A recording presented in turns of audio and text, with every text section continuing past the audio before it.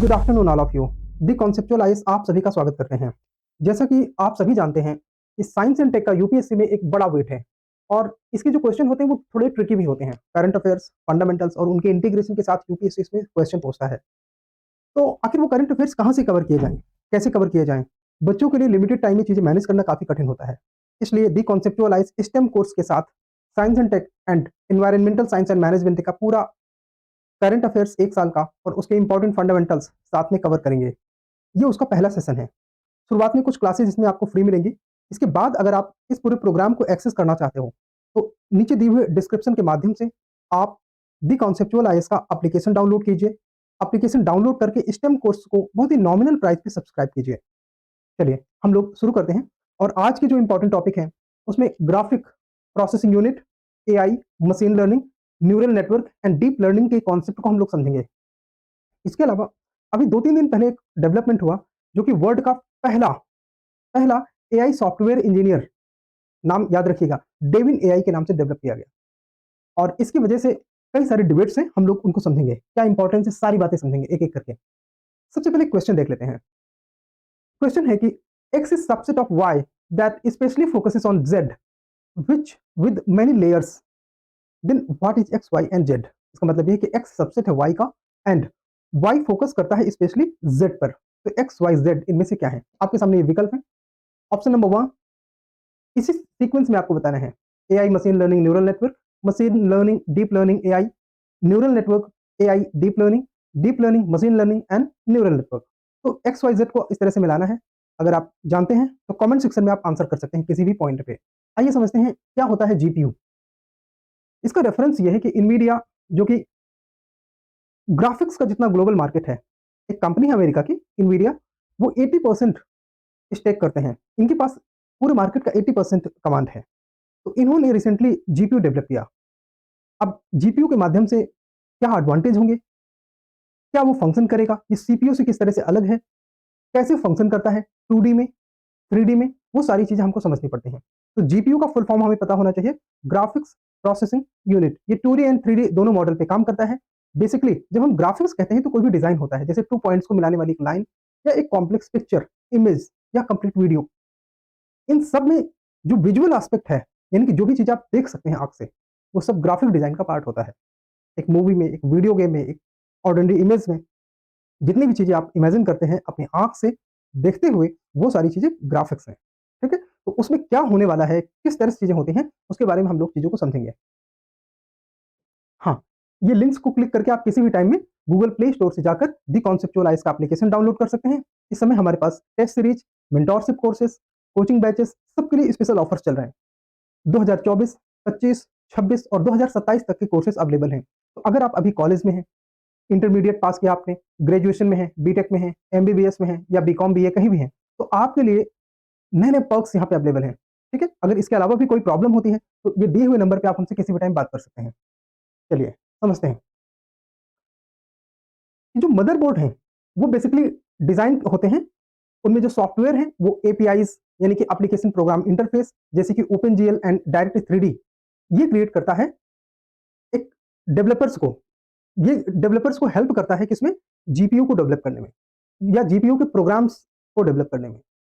जैसे कि इसमें आगे बताया गया है कि today dedicated graphic processing standards, वो केवल डेस्कटॉप पर काम नहीं करते, बल्कि स्मार्टफ़ोन्स पर, वीडियो गेम कंसोल्स यानी कि वो डिवाइसेज़ जिनसे हम वीडियो गेम को प्ले करते हैं, उन सभी जगह जीपीयू के एप्लीकेशन काम कर सकते हैं। इसका फंक्शन कैसे होगा? The the primary purpose of GPU is to render 3डी ग्राफिक्स, यानी कि ग्राफिक प्रोसेसिंग यूनिट जो है, उसका प्राइमरी पर्पज़ ये होगा कि वो 3डी ग्राफिक्स की सर्विसेज़ देगा, which are connected polygons. Then what is this polygons? ये कनेक्टेड पॉलीगॉन्स जो बोलता है, तो पॉलीगॉन्स होते क्या हैं?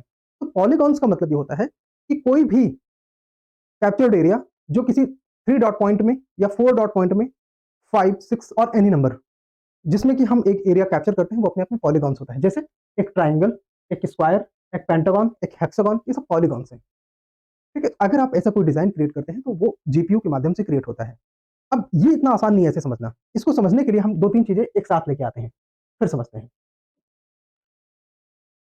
जैसे कि अगर ये कहा जाए कि डिजिटल मीडिया का उपयोग करते हुए एक लाइन कैसे ड्रॉ की जा सकती है। तो एक कंप्यूटर सिस्टम आपको ये फैसिलिटी अवेलेबल कराएगा कि जैसे मान लो एक पॉइंट है 1, ये एक पॉइंट है 2, अगर आप इसके बीच में कोई लाइन ड्रॉ करना चाहते हैं तो ये 1 एंड 2 इन नंबर्स का यूज करते हैं। जैसे ही आप सॉफ्टवेयर को अप्लाई करेंगे, लाइन ड्रॉ हो जाएगी। इसमें आपको कुछ सेकंड्स का टाइम लग सकता है। अगर ये कहा जाए कि मान लीजिए ट्रायंगल डेवलप करना है तो आपके पास एक और पॉइंट होना चाहिए, तो मान लीजिए ये 3 है, ठीक है? तो इस तरह से ये एक ट्रायंगल, अब ये पॉलीगॉन हो गया। अलग क्या है? डिजिटल मीडिया में आप इन इन कामों के लिए कुछ सेकंड्स का ही टाइम लगता है, उससे भी कम का टाइम लगेगा। आप बहुत कॉम्प्लेक्स इमेजेस को ड्रॉ कर सकते हैं, फिगर्स को ड्रॉ कर सकते हैं। लेकिन एक कल्पना कीजिए कि अगर मान लीजिए आपको कोई एक ऐसा पॉइंट डेवलप करना है, 3D में तो आप समझते हैं ना, 3D क्या होते हैं? जैसे मान लीजिए ये 2 डायरेक्शन हो गया और एक ये तीसरा डायरेक्शन, ठीक है? फ्लेमिंग का अगर आप लॉ जानते हैं तो ये इस तरह से 3 डायमेंशन हम देख सकते हैं। तो उसमें ये पॉसिबल है कि कहीं कोई पॉइंट में, जैसे मान लो यहाँ पे अगर होता तो हम इसे 1.5 बोल सकते थे, है ना? लेकिन मान लो कोई ऐसा पॉइंट है जिसमें ये 1/3 डिस्टेंस कवर करना है। अब इसे कैसे करेंगे? इसे नंबर एक्सप्रेस नहीं कर सकता। जैसे मान लीजिए कि आपको एक लाइन ड्रॉ करनी है, ध्यान से देखिए, जो कि कितनी जैसे मान लीजिए ये पॉइंट है 1 से 1 सेंटीमीटर। अब वो कहता है कि जो चित्र है, मान लीजिए ह्यूमन फेस है, उसकी आंख का डिस्टेंस 1/3 फ्रॉम ईच साइड होना चाहिए। तो 1/3 टेक्निकली यहाँ पे कहीं पे आएगा, यहाँ से 1/3 आएगा। लेकिन आप इसे एक्सप्रेस कैसे करोगे 1/3 को? ऐसे, ऐसे। बट ये अपने आप में एक फुल इंटीजर नहीं है। आप इसको डिवाइड करते रहोगे तो डेसिमल में नंबर्स आते जाएंगे, आते जाएंगे, आते जाएंगे। इसको डिस्प्ले कैसे करोगे? तो उसके लिए जरूरी ये है कि हमारे पास सिस्टम थोड़ा एडवांस हो। अब ये एडवांस सिस्टम कैसे प्रोसेस हो सकता है, उसके लिए हमारे पास जीपीयू वो फैसिलिटी ऑफर करता है। अब ये समझते हैं कि पहले से अब में बदला क्या है। तो पहले हमारे पास सीपीयू होता था, अभी भी होता है। CPU dual core, quad core technology पर आधारित होते हैं। कभी भी एग्जाम में आपसे डुअल कोर या क्वाड कोर पूछा जा सकता है। तो जब भी अगर कहीं पे डुअल कोर लिखा है, इसका क्या मतलब है? इसका मतलब यह है कि आप जब कंप्यूटर सिस्टम को अपने एक ऑर्डर देते हैं तो उसके पास उस काम को करने के लिए 2 हाथ हैं। अगर कहीं पे क्वाड कोर लिखा है, तो इसका मतलब ये कि जब आप अपने कंप्यूटर को कोई इंस्ट्रक्शन देते हैं तो उस इंस्ट्रक्शन को फॉलो करने के लिए आपके सिस्टम के पास 4 हाथ हैं। ऑक्टा कोर लिखा है तो 8 हाथ हैं। इसका मतलब ये हुआ कि जितने ज़्यादा हैंड्स होंगे, उतनी आसानी से या उतनी जल्दी वो काम किया जा सकता है। तो इसका मतलब ये हुआ कि अगर किसी सिस्टम में जितने ज़्यादा कोर होंगे, क्या? कोर, वो सिस्टम उतना फास्ट होगा। तो ग्राफिक प्रोसेसिंग यूनिट यानी कि जीपीयू में सीपीयू से ये अलग है। इसमें मल्टीपल कोर्स हैं। कितने? अनेकों, थाउजेंड्स, मिलियंस। इसकी वजह से अच्छा, ये सब साइमल्टेनियसली काम करते हैं, मतलब एक साथ। यानी कि आप अपने कंप्यूटर सिस्टम को अगर मल्टीपल ऑर्डर्स एक साथ देते हैं, इंस्ट्रक्शंस एक साथ देते हैं, तो वो सभी इंस्ट्रक्शन एक साथ लागू होंगे और उनको कंडक्ट करने के लिए आपके सिस्टम के पास उतने ही ज़्यादा कोर हैं। ये डिफरेंस है जीपीयू और सीपीयू में। अगर आपको ये बात समझ में आई है तो ठीक, अदरवाइज कमेंट सेक्शन में अपना क्वेश्चन ड्रॉप करो, हम आपको पॉइंट ले लेंगे नेक्स्ट क्लास में, ठीक है? चलो अब और को समझते हैं। हाँ, तो ये जितने पॉलीगॉन्स हैं, इन सब सारी चीज़ों को आप लोग आसानी से जीपीयू के सीपीयू के माध्यम से भी बना सकते थे, जीपीयू के माध्यम से भी बना सकते हैं। बट जीपीयू में क्या है कि ज़्यादा कॉम्प्लेक्स एक्सरसाइज, जैसे कि मैंने आपसे बताया कि डेसिमल के उन नंबर्स पे जो कि प्रॉपर इंटीजर्स नहीं है या प्रॉपर डेसिमल नंबर्स नहीं है। फॉर एग्जाम्पल √2, 1/3, 1/6, 1/17, ऐसे नंबर्स को भी आप पिक्चर के फॉर्म में ड्रॉ कर सकते हैं जीपीयू के हेल्प से, ठीक है? GPU are designed to perform floating. Floating क्या है? अभी हमने आपसे बताया कि अगर उन देखो, एक तो ये होता है कि जो इंटीजर्स कैलकुलेशन होता है, उसमें अगर हम डिजिटल प्लेटफॉर्म में इंटीजर्स कैलकुलेशन के आधार पर, तो वो हम 1, 2, 3, 4, 5, 6 ऐसे नंबर पे या 1.5, 1.6, 1.7 ऐसे नंबर का यूज कर सकते हैं। बट इसमें जो इमेज डेवलप होगी, वो इमेज पूरे कर्व को फॉलो नहीं करती, क्योंकि कर्व को फॉलो करने के लिए हमारे पास √2 की ऑपरेशन होना आवश्यक है, √3 की ऑपरेशन होना आवश्यक है। अब ये √2 आप लोग मैथमेटिक्स में जानते हो वही है। अगर आपने हाई स्कूल लेवल पे भी मैथ पढ़ी है तो नहीं समझ में आता है तो वो उसी सेट वाले अपने टीचर से पूछो, ठीक है? बट फ्लोटिंग पॉइंट ऑपरेशन क्या होते हैं, जिसमें कि ऐसे सारी √2, √3, 1/3 इन इस सभी प्रकार के पिक्चर्स को ड्रॉ किया जा सकता है, या कहा जाए कि सभी प्रकार की लाइनों को ड्रॉ किया जा सकता है। मतलब कोई भी complex picture, image, video create किया जा सकता है जीपीयू के माध्यम से, ठीक है? This specialized design enables GPU to render graphics more efficiently than even fastest CPU।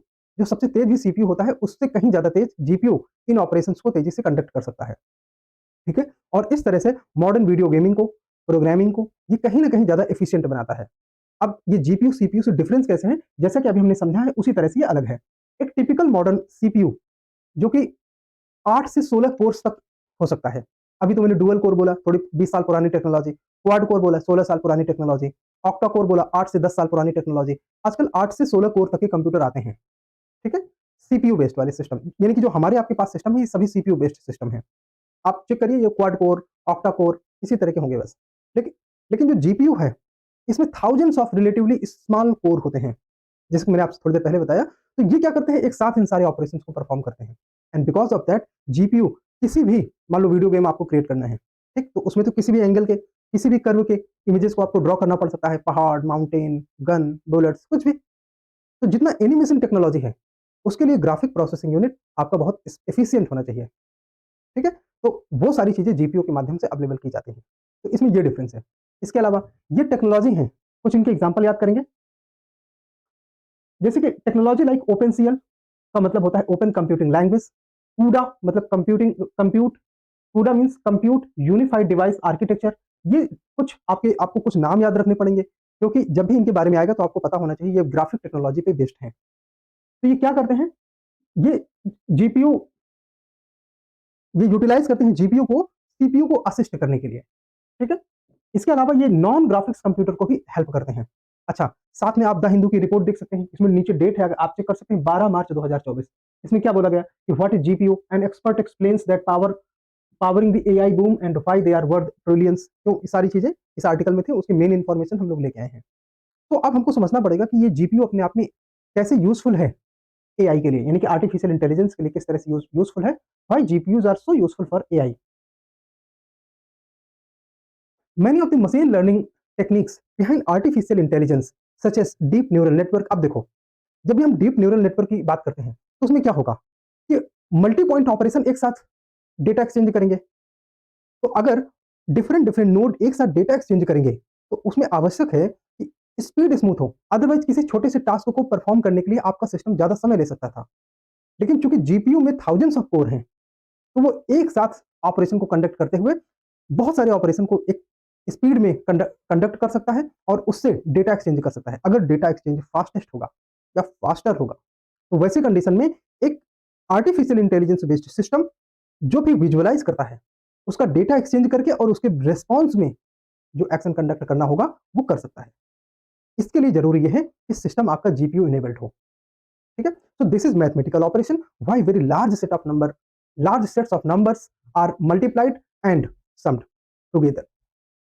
These operations are well suited to parallel processing and hence can be performed in quickly by GPU। ठीक है, तो GPU के माध्यम से ये सारे operation तेजी से किए जा सकते हैं। आप समझते हैं कि अगर हमको न्यूरल नेटवर्क समझ में आ गया तो हम जीपीयू का एप्लीकेशन वहां पे ज्यादा अच्छे से समझ सकते हैं। आइए देखते हैं। देखिए, न्यूरल नेटवर्क क्या है। जैसे जैसे हमारा ब्रेन है, उसमें न्यूरॉन्स होते हैं। फॉर एग्जांपल यहाँ पे अगर किसी ने टच किया तो ब्रेन को पता चला, ठीक है? और ब्रेन जो है उनके सेंसेस को रिस्पॉन्ड करता है। बिल्कुल इसी तरह आर्टिफिशियल इंटेलिजेंस भी काम करता है। अब मान लीजिए कि ऐसे ऐसे किसी सिस्टम में कई सारे पॉइंट हैं, लेट्स से दिस। अब ये सारे एक दूसरे से कनेक्टेड हैं, ठीक है? ऐसे और भी आप इसमें कॉम्प्लेक्स कनेक्शंस डेवलप कर सकते हैं अगर वो पॉसिबल है। फॉर एग्जांपल एक पॉइंट और क्रिएट कर लो, फिर आप देखो ये और इसमें कॉम्प्लेक्स नेटवर्क हो गया है ना, जहां जहां से जिसको कनेक्ट कर दो। अब अगर मान लो कि कोई एक पर्टिकुलर पॉइंट है जो किसी पर्टिकुलर कलर को रिसीव करता है, दूसरा पॉइंट है किसी दूसरे कलर को। लेट्स एग्जांपल, मान लो ये ग्रीन है, ये रेड है। तो अगर ये पॉइंट रेड को सेंस करता है, दूसरा पॉइंट ग्रीन को सेंस करता है, ठीक है? तो नेचर को सेंस करना, क्योंकि नेचर में तो सारे कलर हैं, सारे मतलब जो भी किसी पर्टिकुलर इंसिडेंट्स में एक साथ विजुअलाइज किए जाते हैं, तो उन सारे कलर्स को ये आसानी से सेंस करके ये बता सकता है ये कौन सा प्लेस है। क्यों? क्योंकि इसे आप जीपीएस से इंटीग्रेट कर सकते हैं। तो अगर कल को इमेज सर्च टेक्नोलॉजी को आप ज्यादा स्ट्रांग बनाना चाहते हैं, तो उसके लिए क्या चाहिए होगा? जीपीयू, क्योंकि इसे तेजी से काम करना चाहिए।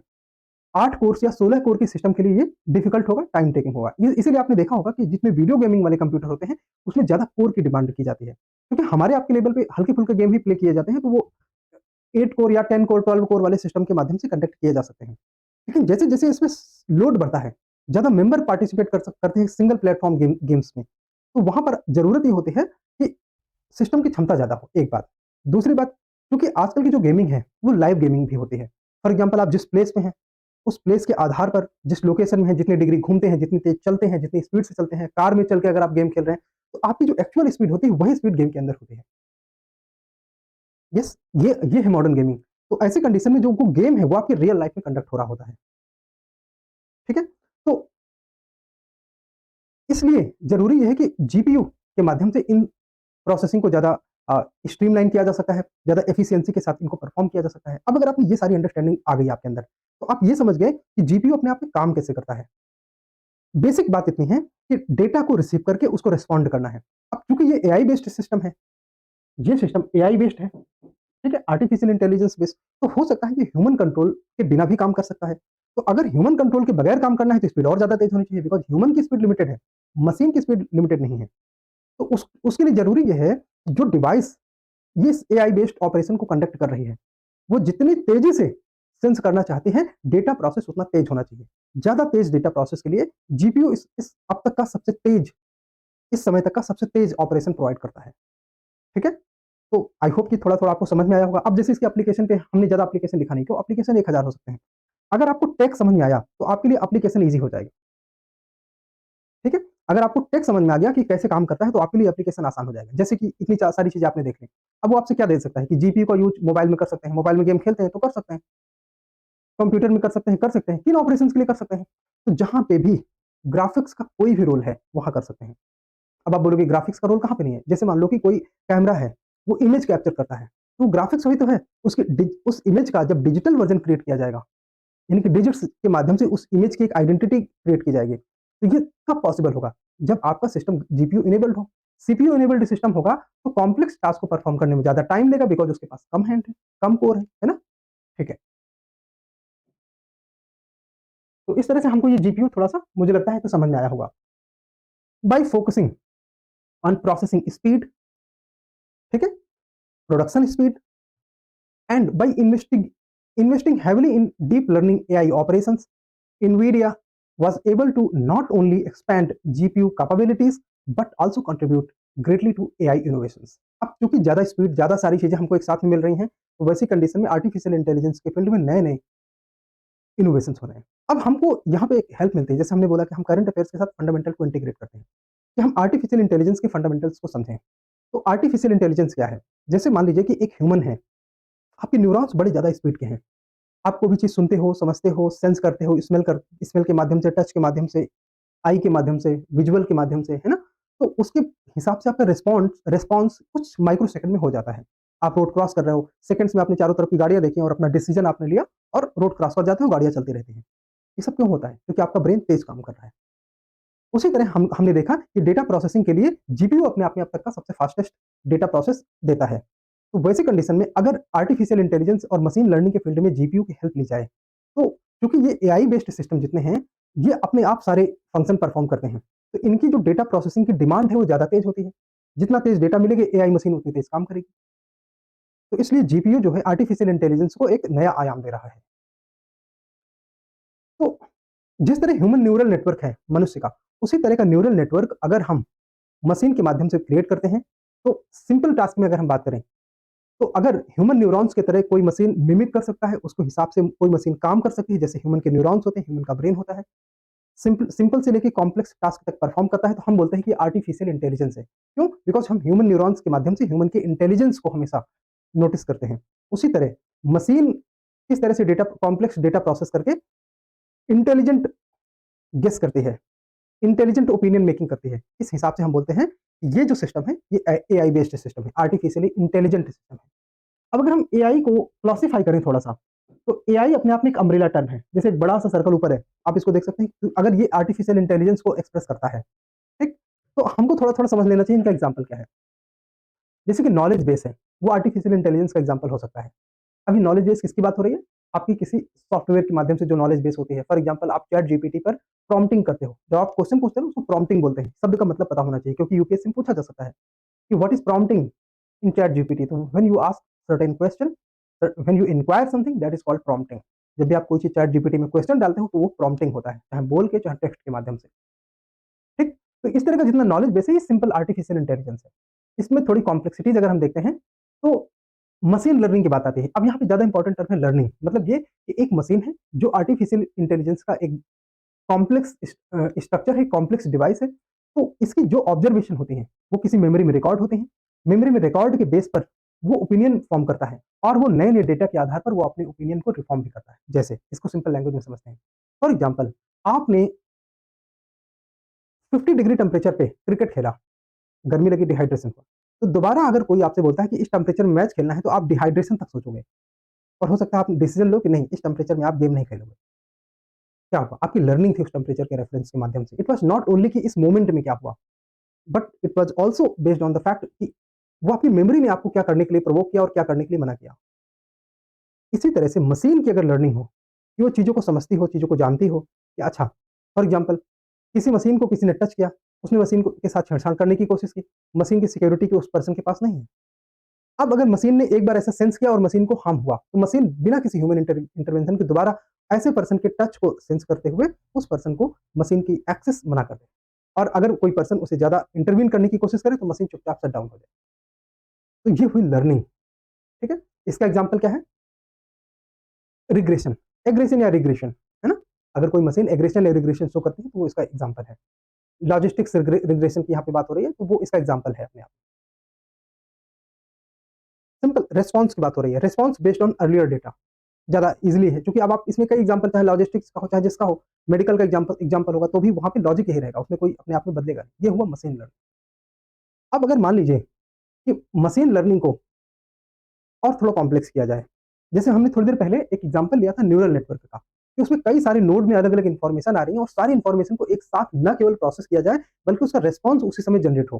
तो ऐसे नेटवर्क को न्यूरल नेटवर्क कहते हैं। इसको दोबारा समझने की ज़रूरत है। अगर आपने न्यूरल नेटवर्क नहीं समझा, तो ये स्टोरी अधूरी रह जाएगी। देखो, अगर हम मोस्ट सिंपल न्यूरल नेटवर्क की बात करते हैं, तो लेट्स से कि ए से बी तक कोई इन्फॉर्मेशन सेंड की गई और ये 2 पॉइंट हैं, बहुत ही सिंपल, ठीक? तो आप इसे नॉर्मली वायर कहते हैं, ठीक? इसको थोड़ा कॉम्प्लेक्स कर दीजिए, मान लीजिए इसमें कई तरह के पॉइंट हैं, सी, डी, ई, एफ और ए से सब में डेटा जा रहा है, ठीक है? ये ऐसा भी हो सकता है। तो ये नॉर्मली हमने इसे बोला कॉम्प्लेक्स नेटवर्क हम इसे बोलते हैं, ठीक है? लेकिन अगर ये डेटा प्रोसेसिंग दोनों तरह से होने लगे, ऐसे, ऐसे, टू वे जैसे आप 2 लोग बात करते हो तो ऐसा तो है नहीं कि सिर्फ एक पर्सन बोल रहा है, दूसरा सुन रहा है, ठीक है? कहीं से भी मतलब जैसे डी टू एफ हो सकता है सब में। तो जो डेटा का फ्लो हो गया, वो केवल वन वे नहीं है, वो ऑल पॉसिबल वे है। One way, two way, three way नहीं है, वो ऑल पॉसिबल वे है। तो हम इसे बोलते हैं न्यूरल नेटवर्क, ठीक है? तब हम इसे बोलते हैं न्यूरल नेटवर्क। हमने इसे न्यूरल नेटवर्क क्यों बोला? बिकॉज़ आप कल्पना करो कि आप 4 दोस्त हो, एक बोलता है कॉफ़ी पिएँगे, दूसरा बोलता है चाय पिएँगे, तीसरा बोलता है बियर पिएँगे, चौथा बोलता है अ, पानी पिएँगे, ठीक है? तो आप सब लोगों ने 4 अलग-अलग बातें करी, तो 4 अलग-अलग डेटा 4 अलग-अलग ब्रेन तक पहुँचे, ठीक? और वो सब केवल पानी या केवल कॉफ़ी या केवल बियर के बारे में बात नहीं हो रही। वहाँ पर ये सारी चीज़ें एक साथ प्रोसेस की जाएँगी और मेबी ये सब डेटा चारों ब्रेन में एक साथ प्रोसेस करने के बाद आप लोगों ने डिसाइड किया, एक काम करते हैं, वोटिंग करते हैं। तो वोटिंग करने के लिए सबने अपने-अपने आइडिया को वोट किया। सेकेंडरी वोट वोट में उसने दूसरे-दूसरे को किया। मान लीजिए कि सेकेंडरी वोट में सबने कॉफ़ी चूज़ किया या 2 ने कॉफ़ी चूज़ किया, 2 ने बियर चूज़ किया। तो वैसी कंडीशन में फिर से वोटिंग होगी, टाई की कंडीशन में कि अच्छा अब तीसरी चॉइस, तो तीसरी चॉइस में मान लो 3 लोगों ने कॉफ़ी चूज़ किया, 1 पर्सन ने बियर चूज़ किया। तो अब ये होगा कि अब हमने फाइनली इस बात पे डिसीजन में पहुँचे हैं कि हम लोग कॉफ़ी पीएँगे। तो ये कितने लेयर पे हुआ? 3 लेयर पे। ये ह्यूमन ब्रेन था इस क्योंकि वो सारे डेटा को एक साथ प्रोसेस कर रहा था और चारों लोगों के बीच में प्रोसेस कर रहा था। इसलिए हम उसे न्यूरल नेटवर्क कहते हैं। ऐसा नहीं कि ए ने बी से कहा, बी ने सी से पूछा, सी ने इसे समझते हैं। न्यूरल नेटवर्क और कॉम्प्लेक्स नेटवर्क में डिफरेंस क्या है? जैसे मान लो कि आप 4 दोस्त हो, let's say Amit, A, B, C, D. अब अगर ए ने कुछ बी से कहा, बी ने सी से कहा, सी ने डी से कहा, डी ने सी को रिस्पॉन्स किया, सी ने बी को रिस्पॉन्स किया, देन बी ने ए को रिस्पॉन्स किया। तो ये कॉम्प्लेक्स नेटवर्क हो सकता है। सिंपल नेटवर्क टू थोड़ा कॉम्प्लेक्स हो सकता है। मान लो थोड़ा कॉम्प्लेक्स कर दे कि डी ने सीधे बी को रिस्पॉन्स किया। न्यूरल नेटवर्क तो इसमें है क्या? इसमें एक इवेंट दूसरे इवेंट के बाद हो रहा है। लेकिन न्यूरल नेटवर्क जैसे ह्यूमन के केस में वो स्पॉन्टेनियस होता है, उसी मोमेंट में एक साथ होता है। आप लोग जो सोचते हो, जो बोलते हो, वो सभी लोग एक साथ सुनते हैं और एक साथ उसके हिसाब से रिस्पॉन्स कर सकते हैं, चीज़ों को मेरिट में या प्रायोरिटी में ऊपर-नीचे रख के, ठीक है? तो ऐसा नेटवर्क अगर किसी मशीन के माध्यम से परफॉर्म किया जाए, तो ये हुआ न्यूरल नेटवर्क। अब जैसे ह्यूमन बीइंग, अपनी पुरानी मेमोरी, पुराने डेटा, दिमागी डेटा, उसके आधार पर अपने प्रेजेंट डिसीजन को मैनिपुलेट करते हैं। जैसे मान लो कि आप 4 ने, ए, बी, सी, डी ने ये डिसाइड किया चाय, कॉफी, पानी में से कुछ पीना है, ठीक है? लेकिन सी को ये याद आया कि 1 साल पहले डॉक्टर ने बोला था कि बियर नहीं पीना। बी को याद आया है कॉफी नहीं पीना। तो बी और सी डिस्पाइट कि उन्होंने उस समय कुछ और सुना, लेकिन अपनी प्रीवियस मेमोरी के आधार पर वो उस चीज़ को ऑब्जेक्ट करेंगे। Not to elect beer, not to elect coffee. तो ये लोग बियर एंड कॉफी इलेक्ट नहीं करेंगे। तो मे बी ये ऐसी कंडीशन में इनके पास पानी लास्ट विकल्प बचे, जिसपे इनकी पुरानी एक्सपीरियंस, या मान लो किसी और पर्सन को लगता है कि बियर में ग्लूटेन होता है, ग्लूटेन से मेरी एनर्जी में रैश, स्किन में रैश पड़ते हैं, एलर्जी होती है, तो ऐसी कंडीशन में मैं ग्लूटेन कंज्यूम नहीं कर सकता, तो बियर कंज्यूम नहीं करूंगा। तो ऐसा, ये लर्निंग कहाँ से आ रही है? ये लर्निंग थोड़ा डीप है, ये उसकी मेमोरी की गहराई से डेटा आ रहा है। तो ऐसी कंडीशन में हम उस ह्यूमन बीइंग की लर्निंग को डीप लर्निंग कहते हैं।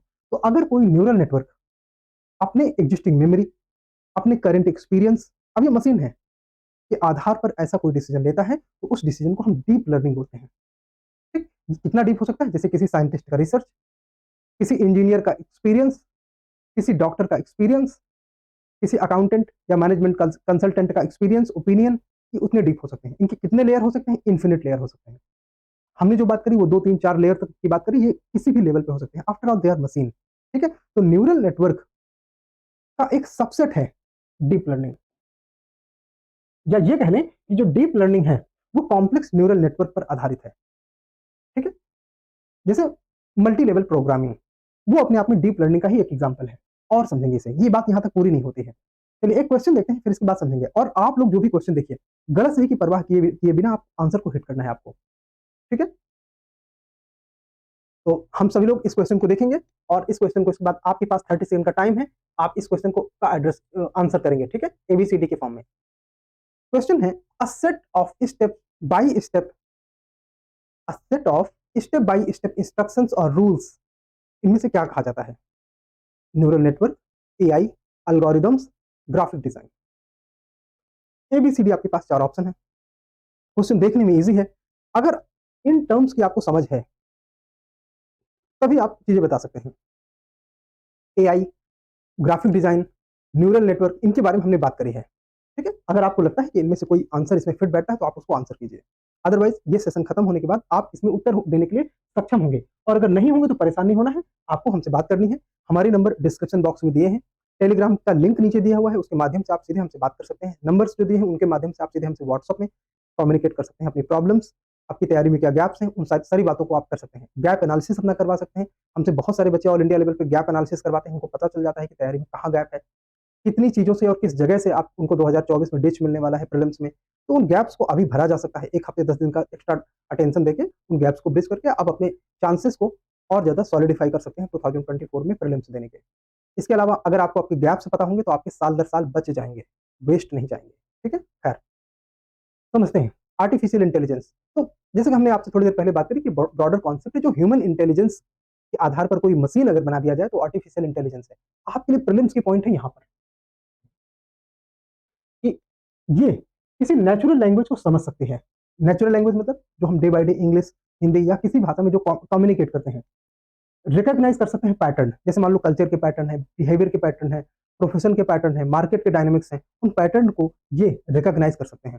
फॉर एग्जांपल, किसी भी टाइम में इकोनॉमिक डाउन टर्न को, इकोनॉमिक स्लो डाउन को या इन्फ्लेशन को डेटा के आधार पर ये रिकॉग्नाइज कर सकता है। मार्क मेकिंग डिसीजन, उसके आधार पर ये डिसीजन ले सकता है कि इन्वेस्टमेंट के डिसीजन, परचेजिंग के डिसीजन, सेल्स के डिसीजन, कोई भी किसी भी प्रकार के डिसीजन लिए जा सकते हैं। And learning from the experience, और जो उनका ऑब्जर्वेशन है, अनुभव है, एक्सपीरियंस है, उसके आधार पर वो सीखते हैं कि इन फ्यूचर किस सिचुएशन में किस तरह से रिस्पॉन्स किया जाना चाहिए। Then what is machine learning? तो machine learning is a subset of artificial intelligence. तो मतलब क्या? मतलब ये है कि मशीन लर्निंग जो है वो अपने आप में फोकस करता है अल्गोरिदम्स पे।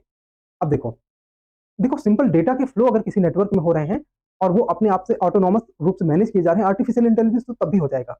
लेकिन अब मान लीजिए कि सर्टेन टाइप ऑफ डेटा किसी पैटर्न को इंडिकेट कर रहे हैं, ठीक? और उन पैटर्न्स के आधार पर किसी मशीन की कोई खास समझ डेवलप हो रही है, तो हम उसे बोलते हैं मशीन की लर्निंग। अब ये पैटर्न किस फॉर्म में हो सकते हैं? इन पैटर्न्स को हम डेटा साइंस की लैंग्वेज में एल्गोरिदम्स कहते हैं। तो एल्गोरिदम्स अपने आप में क्या होते हैं, ये हम समझेंगे। नीचे नीचे लिखा है, algorithms is a set of step by step instruction और रूल्स। ठीक है? तो आपका जो क्वेश्चन है उसका आंसर हो गया algorithms. Algorithms are set of step-by-step rules that a computer follows to solve a particular problem. और परफॉर्म स्पेसिफिक टास्क। अगर किसी टास्क को परफॉर्म करने के लिए कोई सर्टेन रूल्स, जैसे मान लीजिए A square sorry A B square plus B C square, A B square plus A C square equal to B C square. मान लीजिए कि कोई पाइथागोरियन थ्योरम किसी सिस्टम में इन्वॉल्व है, तो ऐसी कंडीशन में जब भी कोई higher in distance Pythagorean equation में फिट बैठेगा, तो वो मेजरमेंट ये मशीन किसी बहुत आसानी तरीके से बिना किसी इंटरवेंशन के करके बता सकती है। और अगर मान लीजिए कि कोई एंगल पाइथागोरियन इक्विलिब्रियम में फिट नहीं बैठते, तो उस एंगल को ये ब्रेक करके पाइथागोरियन इक्विलिब्रियम का फार्मूला अप्लाई करके, थ्योरम को अप्लाई करके ये मेजरमेंट को बता सकता है। तो ये काम है मशीन लर्निंग का। क्यों? बिकॉज उसमें एल्गोरिदम्स हैं। एल्गोरिदम्स मतलब सेट ऑफ इंस्ट्रक्शंस हैं। सेट ऑफ इंस्ट्रक्शंस का मतलब कि अगर कोई, जैसे एग्जांपल के तौर पे बात करी जाए कि अगर मान लीजिए कि कोई मेजरमेंट है जो पाइथागोरियन थ्योरम पर आधारित है, तो वो थ्योरम को वो मशीन अप्लाई कर सके just based on their experience exposure. जैसे मान लीजिए कि किसी मशीन में कैमरा लगा है, कैमरा ने किसी पोल उसकी इमेज या कोई ट्री उसकी इमेज को देखा, उसके मेजरमेंट्स आ गए, ये इमेज जो है 10 मीटर, 12 मीटर, 30 मीटर ऐसा कुछ, या 5 मीटर, 12 मीटर, 30 मीटर, 13 मीटर ऐसा कुछ है, तो ये समझ सकता है कि अच्छा 5, 12, 13 अपने आप में एक पाइथागोरियन नंबर है। तो इस आधार पर इसको पता चल जाएगा कि ये इसमें जो है वो किसी पर्टिकुलर ब्रांच की हाइट कितनी होगी, या उसकी लेंथ कितनी होगी, उसकी ब्रेथ कितनी होगी, है ना, क्योंकि उसमें पैटर्न है। तो ये तो मैंने बहुत सिंपल बात करी। कॉम्प्लेक्स पैटर्न कौन से होते हैं? जैसे ब्रेन के पैटर्न, ठीक, किसी कंप्यूटर नेटवर्क के पैटर्न, किसी मान लीजिए फेसबुक डेटा के पैटर्न है ना, मार्केट डायनेमिक्स के पैटर्न है, या जुडिशरी के जो प्रोनाउंसमेंट होते हैं उनके पैटर्न है। ये हाई एक्सपर्ट डोमेन होता है, जिसके आधार पर इन पैटर्न्स के रिकॉग्निशन ये मशीन लर्निंग कर सकती है। क्यों? Because it has the capacity to observe and observe based on the preset algorithms. इसकी क्षमता है कि ये किसी सिचुएशन को ऑब्जर्व करके अपने पुराने रूल्स एंड रेगुलेशन अपनी समझ के आधार पर ओपिनियन फ्रेम कर सकता है, डिसीजन दे सकता है। ठीक है, एल्गोरिदम्स क्या होते हैं हमने बता दिया कि सेट ऑफ स्टेप्स या रूल्स होते हैं जिनको हम एल्गोरिदम कहते हैं।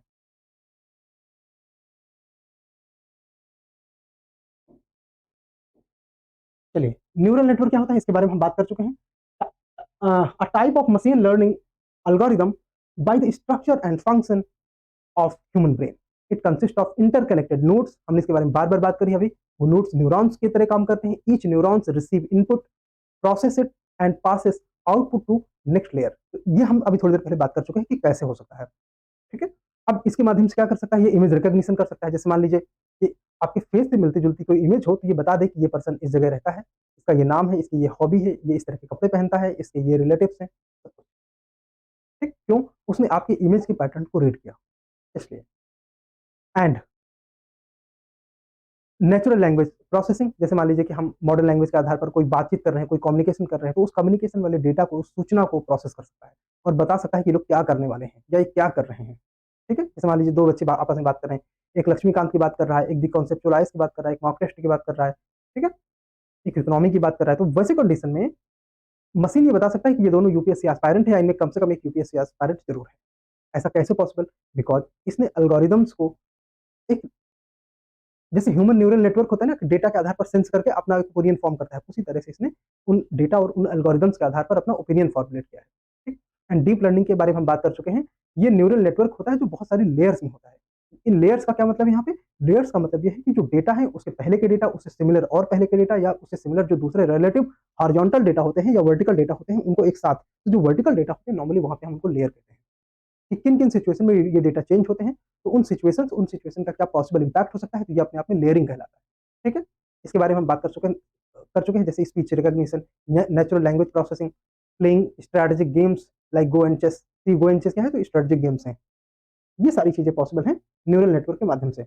इन एसेंस आप ये कह सकते हैं कि artificial intelligence as an as the overarching concept, मतलब एक अम्ब्रेला बड़ा कॉन्सेप्ट है। मशीन लर्निंग एक टेक्निक है विद इन एआई, जो कि इनेबल करता है किसी कंप्यूटर को कि वो डेटा के आधार पर कुछ लर्निंग डेवलप करे, कुछ पैटर्न डेवलप करे। ठीक है, neural network as specific type of algorithms, यही बात हमने अभी करी। चलिए, वर्ल्ड ने, ये इंपॉर्टेंट न्यूज है, इसको जरा देखेंगे कि उससे पहले ये देख लेते हैं। आप सबने शायद ये फिल्म देखी होगी, ये फिल्म मैट्रिक्स है। ठीक, कीनू रीव्स एक्टर हैं। अगर आप आजकल तो ये थोड़े बूढ़े हो गए हैं, लेकिन अभी भी इनके बारे में कभी कोई चीज छपती है तो उसे बड़े इंटरेस्ट के साथ उस जनरेशन के लोग खासतौर से फॉलो करते हैं। ये फिल्म करीब 2001 के टाइम में आई थी, और मैट्रिक्स फिल्म ने उस डिबेट को काफी बल दिया था, जो डिबेट बाद में जोकरबर्ग एंड इलॉन मस्क के बीच में हुई थी कि आर्टिफिशियल इंटेलिजेंस क्या कभी ह्यूमन सिस्टम को कंट्रोल कर सकता है क्या? कभी ऐसा हो सकता है क्या कि मशीन इतना ऑटोनॉमी गेन कर ले कि वो हम सभी ह्यूमन को कंट्रोल करने लगे, हमारे इंस्ट्रक्शंस ना लेके बल्कि वो हमें इंस्ट्रक्शंस देने लगे? ऐसा ऐसा कभी हो सकता है क्या? यानी कि ये जो प्लेनेट का सिस्टम है, ये पूरा सिस्टम जो है मशीनों के कंट्रोल में आ जाए और हम लोग जो है अपना कंट्रोल खो दें मशीनों से। यानी कि वो हमसे बोले इस समय तुम्हें कॉल करना, क्लास लेनी है, और मान लो मैं बोलूँ कि नहीं मेरा क्लास लेने का मन नहीं है, तो वो हमसे अपने हिसाब से बात करे, ना कि मेरे हिसाब से, ना मेरे इंस्टीट्यूट के हिसाब से, बल्कि वो अपने हिसाब से इंस्टीट्यूट के रूल्स बनाए। ठीक है? क्या ऐसा कभी पॉसिबल है क्या? तो इस मैट्रिक्स मूवी ने डिबेट शुरू किया था। ये बातें मैं इस समय क्यों कह रहा हूँ? एक दो बैकग्राउंड और समझते हैं।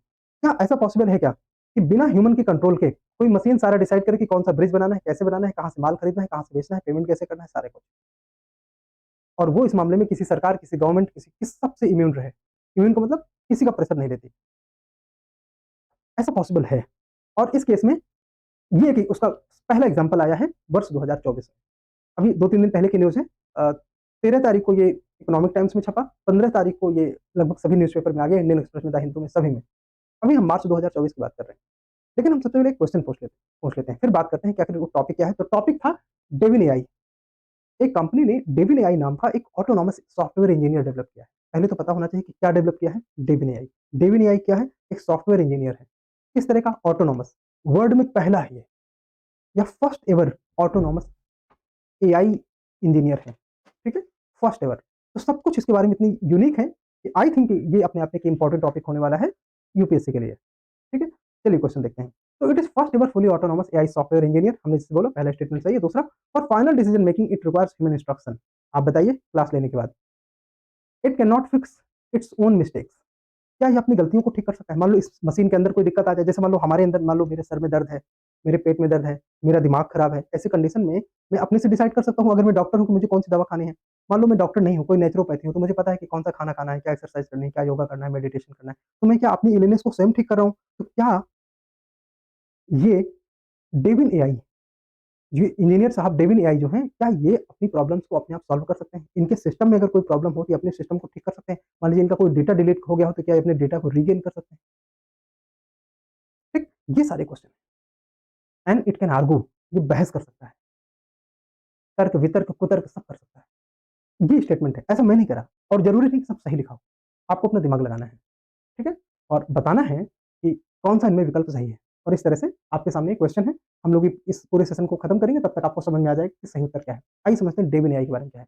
तो पहला स्टेटमेंट तो सही है, because it is world's first ever software engineer which is based on artificial intelligence and it is completely autonomous.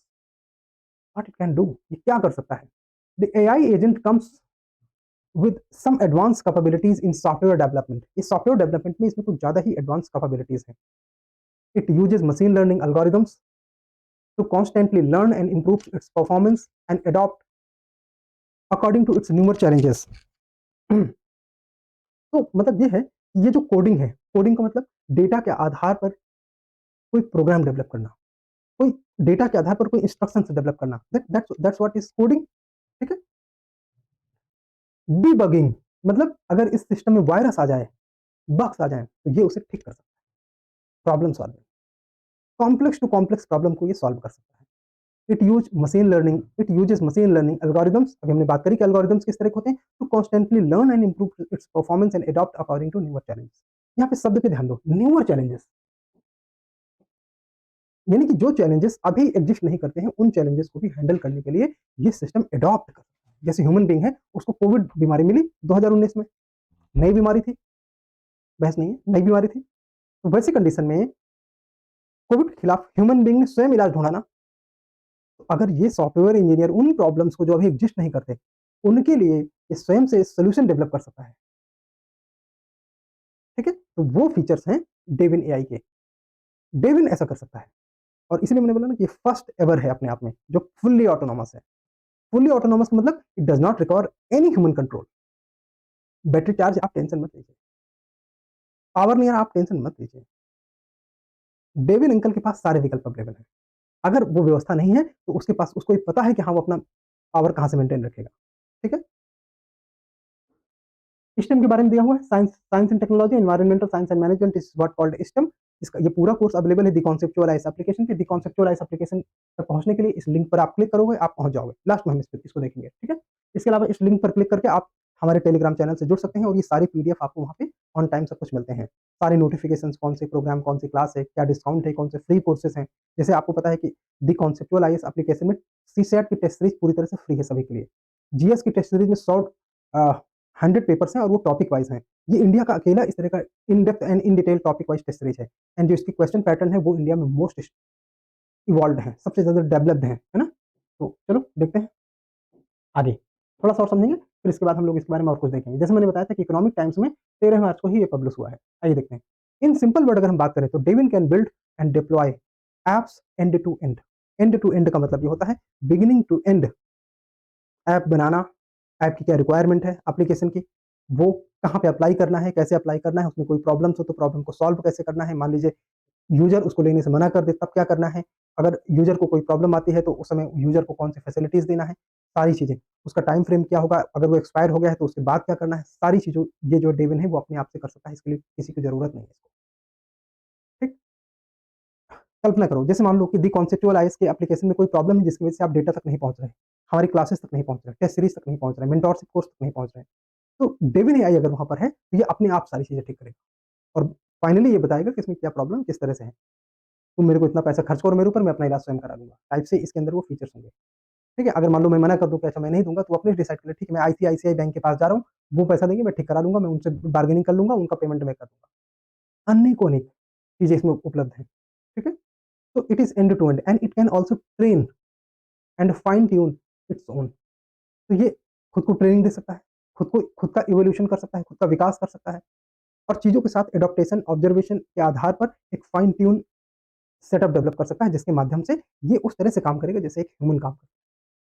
It can play and execute complex engineering. Complex engineering का मतलब ये डैम कैसे बनाना है, डैम में पानी का मैनेजमेंट कैसा है, ये सब कुछ अपने से डिसाइड कर सकता है, ठीक है। इसके अलावा ये थाउजेंड्स ऑफ डिसीजन को एक साथ परफॉर्म कर सकता है। And for decision making it does not require human instruction. यहाँ पे लिखा है ना कि डिसीजन मेकिंग के लिए इसको ह्यूमन इंटरवेंशन की जरूरत है, उत्तर है नहीं। या ह्यूमन इंस्ट्रक्शन की जरूरत है, उत्तर है नहीं। किसी भी प्रकार का डिसीजन लेने में ये स्वयं सक्षम होगा। डेविन एआई इस मामले में एडवांस है। It can recall relevant context. Relevant context मतलब किस समय किस सिचुएशन में कौन सी चीजें या किस प्रकार के डाटा डेटा एक्सपीरियंस या ऑब्जर्वेशन का यूज करना है, तो उस तरह के ये डिसीजन स्वयं ले सकता है। अपने आप से ओवर द टाइम समय बढ़ने के साथ साथ ये सेल्फ लर्न कर सकता है, कुछ सीख सकता है। And can even fix mistake, ये अपनी ही गलतियों को ठीक कर सकता है। इसके अंदर कोई बीमारी, कोई दिक्कत, कोई तकलीफ होगी तो ये उसका उपचार कर सकता है। This software engineer has ability to proactively collaborate with the users. जो दूसरे यूजर्स हैं उनके साथ ये आसानी से कोलैबोरेट कर सकता है। ये सब सारी क्षमताएं इसके अंदर हैं, ठीक है। परफॉर्मेंस की अगर हम बात करें तो ज़्यादा इंपॉर्टेंट नहीं, लेकिन सामने है तो एक बार देख लीजिए। मान लीजिए कभी ऐसा भी स्टेटमेंट आ जाए तो आपको पता होना चाहिए कि ऑन एसडब्ल्यूई बेंचमार्क, ये एक ऐसा बेंचमार्क है जो इवेलुएट करता है लार्ज लैंग्वेजेस मॉडल को जो कि रियल वर्ल्ड के इश्यूज पे होती है, जैसे गिटहब, ठीक है। Devin correctly resolve 13.86% of issues without any assistance. इसको देखो, एक बात याद रखना, इसका ये मतलब नहीं कि डेविन ऑल प्रॉब्लम्स को हमेशा रिजॉल्व कर सकता है, बट ये 13.86 प्रॉब्लम्स ऐसे हैं जिनको डेविन स्वयं से रिजॉल्व कर सकता है। इसके पहले का रिकॉर्ड बहुत कमजोर है। 1.96% पहले अपनी समस्याओं को मशीनें ठीक कर सकती थी, या ज्यादा से ज्यादा 4.8% तक। बट करंट जो सॉफ्टवेयर इंजीनियर हैं हमारे डेविन एआई, ये 13.86% अपनी प्रॉब्लम का उपचार कर सकते हैं, ठीक है। And it is immune to errors और इंटरकनेक्शंस, सॉरी इनकंसिस्टेंसीज, जैसे बीच में गैप्स आ रहे हैं, बार्स आ रहे हैं, डिलेज आ रहे हैं, कुछ ऐसे, ये सारी चीजें इसमें नहीं होती। और ये किसी ह्यूमन एरर के लिए इम्यून है, मतलब ये कि जैसे मनुष्य दो 2 into 2 3 कह सकता है, बट ये सारी दिक्कतें इसमें नहीं है। मानव के द्वारा की जाने वाली गलतियां इससे नहीं होती। ये सारे फीचर्स हैं डेविन एआई के। तो द हिंदू ने ये अपने आप में उसका इमेज प्रिंट किया है। अभी ये कंफर्म नहीं है मेरे द्वारा, आपको ये कंफर्म नहीं किया जा सकता। ये ओरिजिनल इमेज है डेविन एआई की, क्योंकि द हिंदू ने पब्लिश किया, दैट्स वाई हम इसको आपको दिखा रहे हैं। कब पब्लिश किया? अभी 2-3 दिन पहले की बात। खैर, डेविन एआई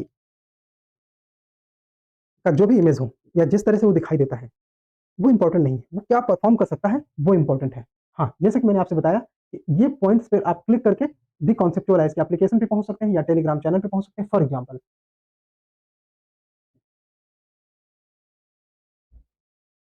ये हम लोग का एप्लीकेशन है, आप इसे यहाँ पर टच करोगे इंस्टॉल हो जाएगा, ठीक है। और इसके माध्यम से आप हमारे टेस्ट सीरीज सारे प्रोग्राम्स को एक्सेस कर सकते हो।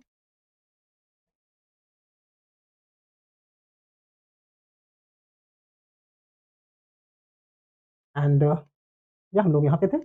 ये टेलीग्राम का एक्सेस है, इसको आप क्लिक करोगे, आप टेलीग्राम चैनल तक पहुँचोगे लाइक दिस, ठीक है? तो आप इसे व्यू करोगे या आपके पास टेलीग्राम का अकाउंट है, तो आप सीधे ये आपके अकाउंट तक सीधे पहुँचेगा और आप इसे जॉइन कर सकते हो। आपको इसमें सारे पीडीएफ्स और सभी चीज़ें एक टाइम में मिल जाएँगी, ठीक है? चलिए, तो अच्छा, खुल गया?